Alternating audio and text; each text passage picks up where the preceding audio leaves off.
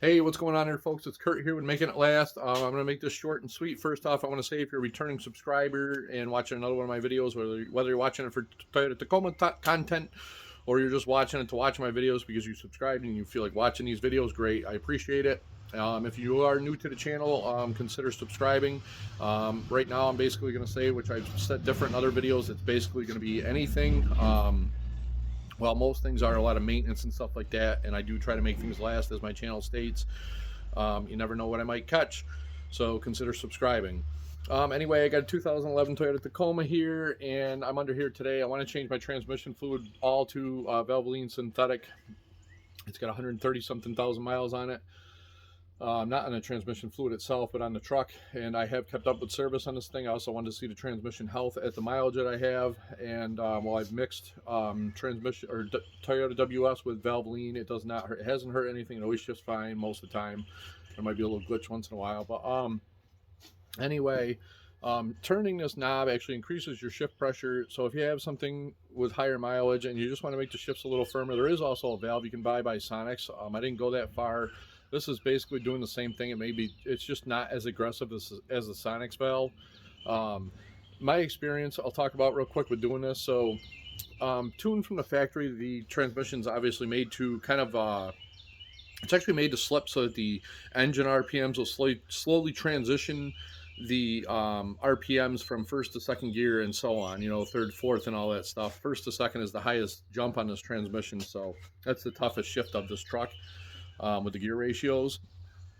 But anyway, what I'm going to say is when I put this to the floor sometimes and it shifts in the second gear, depending on the temperature and all that kind of stuff, you know, and the load, whether I am full throttle or whatever, the engine will actually, you know, it's only a 6-cylinder, and this transmission was designed for a V8. So when it does shift at times, I can actually hear the belt make a little bit of a chirp. So the shift now with being firmer is actually slowing the engine so quick that it makes a slight chirp with the belt. And it doesn't happen all the time. But the other experience I've had is sometimes at certain loads, when it does shift, if I was on a manhole cover or like a street line or something slippery like that, not regular dry pavement, when it does shift, I'll hear a little tiny bit of a chirp of the tire. And this is kind of your own risk, you know, whatever you want to do. I saw this video on a guy servicing an FJ Cruiser, and the customer was complaining it shifts a little sloppy. So that's why I saw it, and I'm like, oh, if he did it, he's a transmission guy, he must know what he's talking about, and I'm going to try it out. I can't hurt anything. It's got 130-something thousand miles on it, and what do I have to lose, you know? So I'll hop under here, and I'll show you what you got to do. Okay, we're going to move on, but my dog's getting a little mad at me. This is my partner in crime. She's outside, and this is my buddy when it comes to working on my truck once in a while. So there is Gabby, and she's saying hi. She's my 13-year-old golden, and she probably wants to go in and eat right now. And I'm going to hop underneath his truck, and we'll show you this valve. All right, folks, here we are underneath the transmission. I'll kind of show you a quick picture here so you have a view of where this valve is. So on this side, you got some solenoids in your wiring harness, and then you can see your filter. I'm looking at it on the passenger side. I can't tell you which solenoids they are. I don't have a diagram of the transmission valve body or anything like that. The valve is actually right here, or if you were to replace it, it would be the Sonics valve. There's another guy out there who has a FJ video that can show you how to do that if you're looking to do that. So there's 3 steps on this. Don't mind my breathing on the phone here. I'm kind of on my side under an awkward position, and I guess it's humid out today and I'm a little heavy on the breathing. So this is the first step, second step, third step, and it actually comes on the middle step. So it actually comes right there in the middle. So shift pressure is low, shift pressure is high, shift pressure is highest.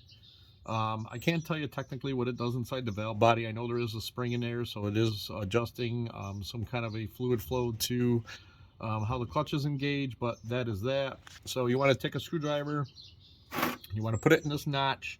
Again, you're going to see yours in this middle one from the factory. Put it in this notch, being very careful this little paw or tab doesn't fall out of there. When you spin it, you're You're going to want to push in and spin it all the way up to here, and the little paw behind the bolt, again, you don't want to lose that. So just put the screwdriver in here, push and spin, simple enough. And then put your pan up, fill it with fluid. Do this at your own risk.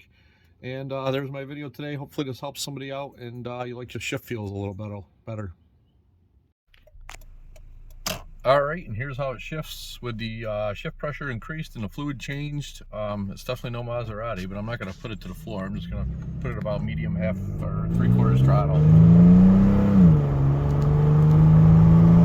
can see how the shifts are very firm and the RPMs jump down quick. Of course, the transmission's grabbing the engine quicker and slowing it's actually slowing the engine down.